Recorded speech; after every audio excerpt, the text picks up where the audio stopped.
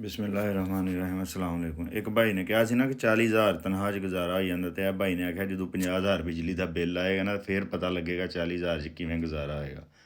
ਅਸੀਂ ਜਿਹੜੇ ਦਰਮਿਆਨੇ ਤਬਕੇ ਦੇ ਪਾਕਿਸਤਾਨੀ ਸਨ, ਜਿਹੜੇ ਗਰੀਬ ਨਹੀਂ ਸਾਂ, ਅਸੀਂ ਆਪਣੇ ਘਰਾਂ 'ਚ ਏਸੀ ਲਵਾ ਲਏ ਸਨ ਕਿ ਭਾਈ ਚਲੋ ਗਰਮੀਆਂ 'ਚ ਜ਼ਰੂਰੀ ਏਸੀ। ਪਾਕਿਸਤਾਨ ਦੇ ਵਿੱਚ ਏਸੀ ਇੱਕ ਬੁਨਿਆਦੀ ਜ਼ਰੂਰਤ ਹੈ, ਜਿੰਝ ਰੋਟੀ ਕੱਪੜਾ ਮਕਾਨ ਹੈ, ਇੰਝ ਉਸ ਮਕਾਨ 'ਚ ਏਸੀ ਵੀ ਹੋਣਾ ਚਾਹੀਦਾ। ਜੇ ਤੁਸੀਂ ਪਾਕਿਸਤਾਨ 'ਚ ਗਰਮੀਆਂ 'ਚ ਤੁਹਾਡੇ ਘਰ 'ਚ ਏਸੀ ਨਹੀਂ ਆਇਆ ਤਾਂ ਤੁਹਾਡੇ ਨਾਲ ਜ਼ੁਲਮ ਹੋ ਰਿਹਾ, ਕਿਉਂਕਿ ਉਹ ਸੁੱਤਾ ਹੀ ਨਹੀਂ ਜਾਂਦਾ ਏਸੀ ਤੋਂ ਬਗੈਰ।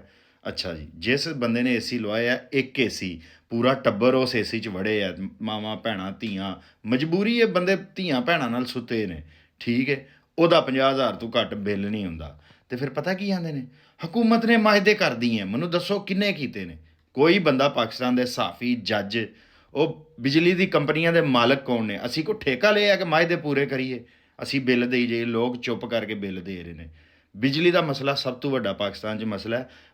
ਪਾਕਿਸਤਾਨ 'ਚ 8-10 ਕੰਪਨੀਆਂ ਦੇ ਉਹਦੇ ਮਾਲਕਾਂ ਨੂੰ ਫੜੋ, ਉਹਨਾਂ ਨੂੰ ਜੇਲੇ ਤੁੰਨੋ, ਜਿਨ੍ਹਾਂ ਨੇ ਉਹ ਮਾਹਿਦੇ ਕੀਤੇ ਨੇ ਉਹਨਾਂ ਨੂੰ ਜੇਲੇ ਤੁੰਨੋ, ਅਤੇ ਬਿੱਲ ਜਿਹੜੇ ਨੇ ਉਹ ਪਾਕਿਸਤਾਨ ਦੇ ਘਟਾਓ। ਚਾਈਨਾ ਇਸ ਵਕਤ ਦੁਨੀਆ 'ਚ ਸਭ ਤੋਂ ਜ਼ਿਆਦਾ ਸੋਲਰ ਪੈਨਲ ਬਣਾਉਂਦਾ ਹੈ।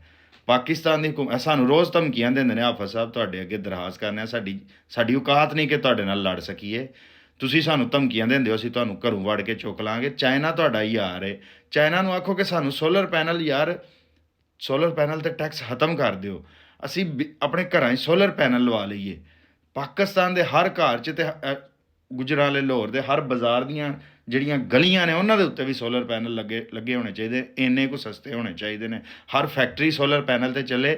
ਜਿਹੜਾ ਪਾਕਿਸਤਾਨ ਦਾ 340 ਅਰਬ ਡਾਲਰ ਅਸੀਂ ਕਮਾਉਂਦੇ ਹਾਂ ਨਾ, ਸਾਡਾ ਬਿਜਲੀ ਔਰ ਗੈਸ ਪੂਰੀ ਹੋ ਜਾਏ, ਅਸੀਂ 2-3 ਹਜ਼ਾਰ ਅਰਬ ਡਾਲਰ ਕਮਾ ਲਾਂਗੇ। ਫਿਰ ਹਾਫਿਜ਼ ਸਾਹਿਬ ਜਿੰਨੇ ਮਰਜ਼ੀ ਤੁਸੀਂ ਵਿੱਚੋਂ ਰੱਖ ਲਵੇ, ਜਿੰਨਾ ਮਰਜ਼ੀ ਆਪਣਾ ਬਜਟ ਵਧਾ ਲਵੇ, ਪਰ ਸਾਨੂੰ ਕੁਛ ਕਮਾਉਣ 'ਤੇ ਦਿਓ, ਸਾਨੂੰ ਜੀਣ ਦਿਓ, ਸਾਨੂੰ ਸੌਣ ਦਿਓ, ਸਾਨੂੰ ਚੈਨ ਨਾਲ ਜ਼ਿੰਦਗੀ ਗੁਜ਼ਾਰਨ ਦਿਓ। ਯਾਰ ਤੁਸੀਂ ਤਾਂ ਸਾਨੂੰ ਇੱਕ ਚਾਰ ਦੀਵਾਰੀ 'ਚ ਕੈਦ ਕਰਕੇ ਤੇ ਉੱਤੋਂ ਧਮਕੀਆਂ ਲਾ ਰਹੇ ਹੋ। ਸਾਡੀ ਨਹੀਂ ਮਜਾਲ ਕਿ ਅਸੀਂ ਤੁਹਾਡੇ ਖਿਲਾਫ ਬਗਾਵਤ ਕਰੀਏ, ਅਤੇ ਨਾ ਅਸੀਂ ਬਗਾਵਤ ਦਾ ਹੁਕਮ ਦਿੰਦੇ ਹਾਂ, ਪਰ ਸਾਨੂੰ ਜੀਣ ਦਿਓ।